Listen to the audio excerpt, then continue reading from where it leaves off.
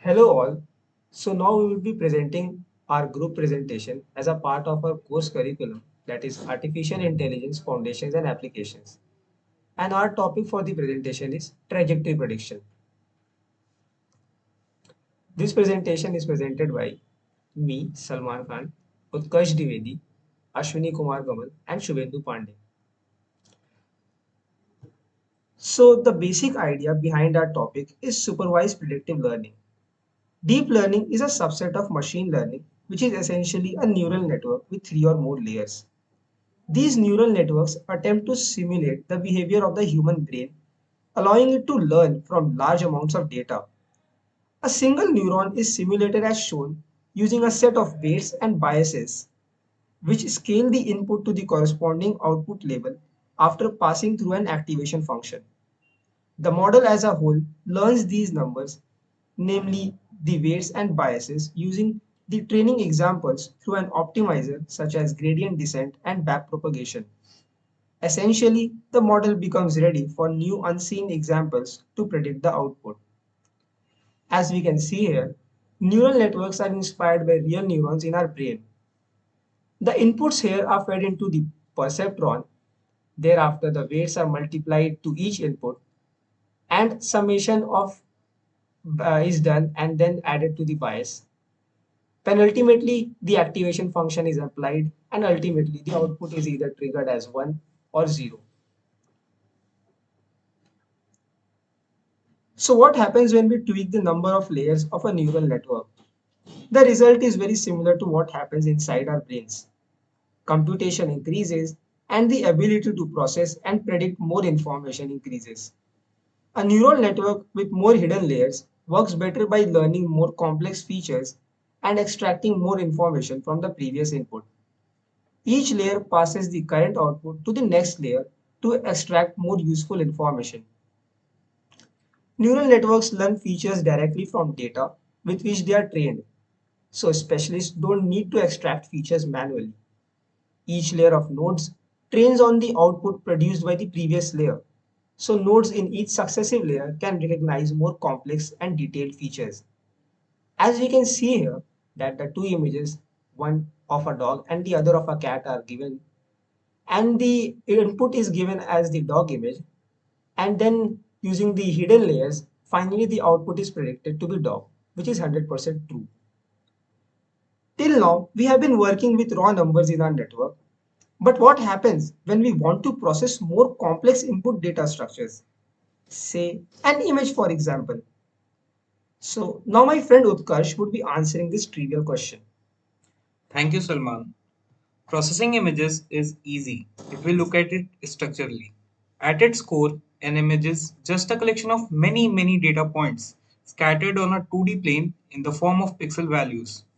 To process this vast plane of information, we introduce a matrix known as the kernel. A kernel is typically a square matrix of values determined by the model designer.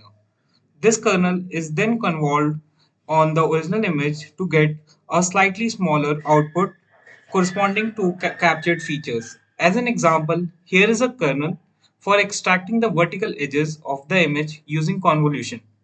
Analogous to the original neural network, we will make the model learn the matrix values in the kernel of a layer. Consequently, there will be many kernels of diminishing sizes which will enforce the image to get even smaller till it becomes a single pixel value. This value will then be passed to an activation function and we will get the corresponding predicting label.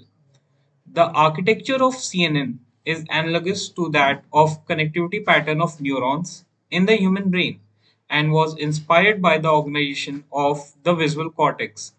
A collection of such fields overlap to cover the entire visual area.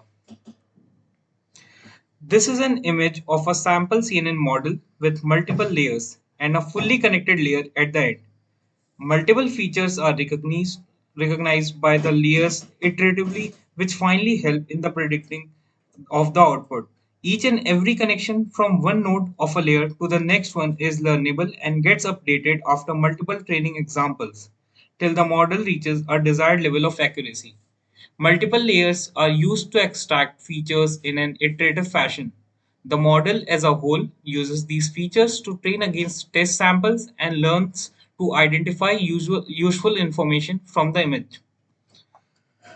A few tweaks in the current working model changes how quickly the model learns useful information. For example, an RNN or recurrent neural network is a CNN model with a tweak that the current input is again fed to nodes in the hidden layer.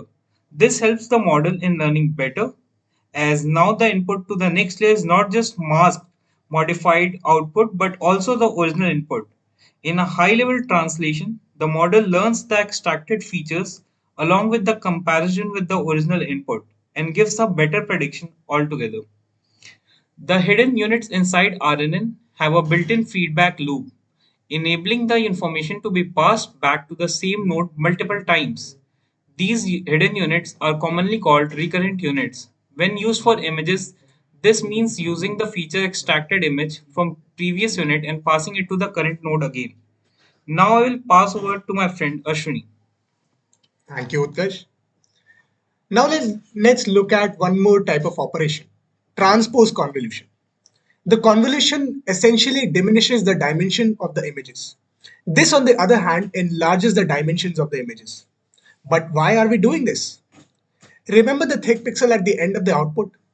What if we can apply multiple transpose convolution in layers and obtain an image of original dimension again? Turns out, we can learn even more better things using this setup. The values in these new filters will be subject to learning as well. As you can see, there's an input uh, of a 2 by 2 matrix and a kernel of a 2 by 2 matrix. Uh, the first in the first number in the kernel is applied to the numbers in the images and then which are added iteratively, and we get the output. The filter of the same dimension returns an output of larger dimensions. Multiple transpose convolutions convert the thick encoded pixel back to an image of the original dimensions. The model learns the weights and biases of this filter as well. We can solve the problem of predicting semantically segmented maps using this new model. This model consists of an encoder block and a decoder block. The encoder block converts the original image to a very thick pixel, as described in the previous slides. The decoder block, on the other hand, converts it back to a bigger picture. If this model is trained on a dataset having images and their corresponding segmentation maps, the model learns to segment out new unseen images. Since the learning capability of the model is increased, it finds its extensive use in many applications in real life. Some examples are satellite imagery, where we can predict the forest cover, camera surveillance, where we can predict the count of vehicles, and biomedical segmentation, which can be used for masking organic components. One model which remains prominent and stands out in this context is the unit model. It consists of many layers which go from encoding to decoding the image to its segmentation. UNIT was originally invented and first used for biomedical image segmentation. Its architecture can be broadly thought of as an encoder network followed by a decoder network, much like as explained in the previous slide.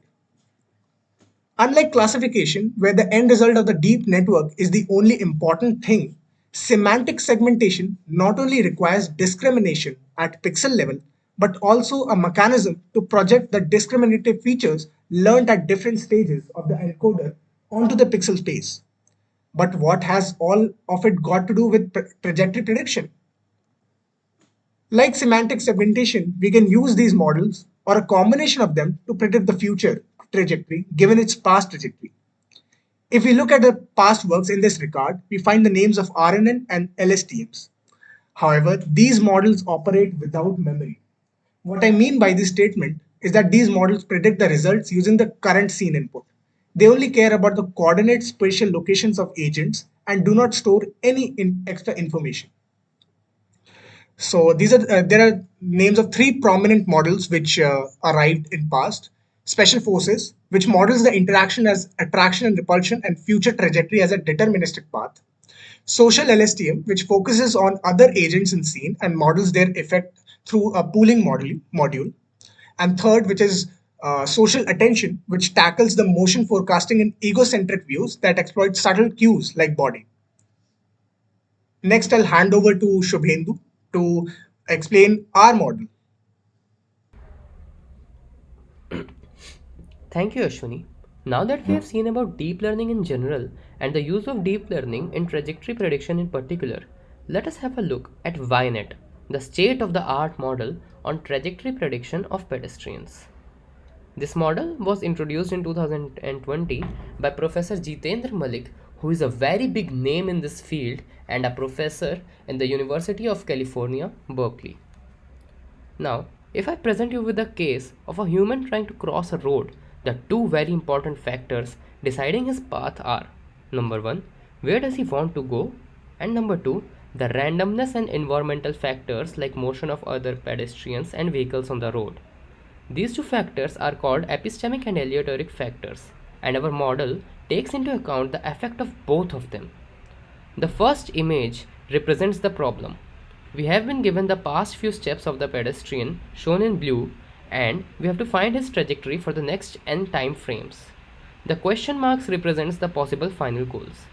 The next image shows that our model finds some most probable final goals represented by stars and the probability of following that path as shown by different shades of colors called heat maps. The next image shows that our model finds the waypoints which lead to that path. Since we are considering the final goal on the left as shown by a star, there are two possible waypoints leading to that. Fourth image completes those waypoints and fifth one shows the exact paths. The fifth one also shows the trajectory prediction of other pedestrians in the same frame. Thus, we predict the trajectory starting from goals, then we predict the waypoints and finally the path. Now the question arises is why is this particular model better than the previous ones? A big improvement over previous models is that in previous models, the inputs of past trajectories were given as coordinates x and y to the model, and the model used RNNs or LSTMs. This is a very obvious thing because trajectory prediction is a time sequence prediction. So it was not very intuitive to use CNNs for time sequence prediction. However, doing what was done in the past, what we missed was taking into account the scene semantics. There might be some non-traversable path like a water body or something, but if you don't take into the account the scene information, our model will never know that. So in this model, YNet, we give scene information as input and the past trajectories are given as input on the top of that image using heat maps. The formula for calculating heat maps as used in this model is shown in the lower bottom of the image. Since we are dealing with images, our model now uses CNNs rather than using RNNs or LSTMs. We have seen so much abstracted information about our model. Now, let us have a deeper look into the details of the deep learning architecture of this model. We have an RBG image of the scene which is given as input to the model. It is then segmented and a separate traversable versus non-traversable path segmentation map is generated. Past trajectories are given as input using heat maps. Both of these are concatenated and given as input to the unit encoder which forms a feature map. UG, a decoder, is used to find the goal and then the output from this decoder and our original feature map which was made by UE is given as input to UT which is yet another decoder. Now UT, as the subscript T suggests, is it decodes the trajectory of our pedestrian. So this is our model in brief.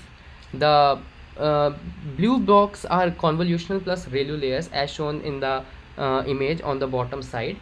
The yellow blocks upsample our image, green ones convolute, and purple ones are max pooling layers. This model has been trained on 3 datasets: SGD, which is the Stanford drone dataset, ETH-UC5, and IND, which is intersection drone dataset. Another unique feature of our model is conditioned waypoint. As shown in the image, if star is the final goal and our model initially predicts 3 waypoints, then the top one should not be considered because it is very humane that the human follows the path shown in red to reach the goal which is shown with a star. It is human tendency to follow the smallest path to the goals. Even this human tendency is taken into consideration while building this model, so this makes it even more unique. As in any neural network model, losses are used to teach the model. The same is done here. Since we are predicting three things, namely goals, waypoints, and trajectories, so there obviously are three losses corresponding to each one of them. Not only did we do the analysis, but we also performed a transfer learning experiment on the model by training it on one dataset, which is SDD long term, and then evaluating it on another dataset, which is IND, that is intersection drone dataset. Doing this as shown in this table, we were actually able to achieve better ADE and FDE results from those mentioned in the actual paper. Now this brings us to the end of the presentation. We hope you liked it as much as we enjoyed doing it. The codes written by us, as shown in the slide 6 to perform the transfer learning experiment, have also been included in the report. Thank you.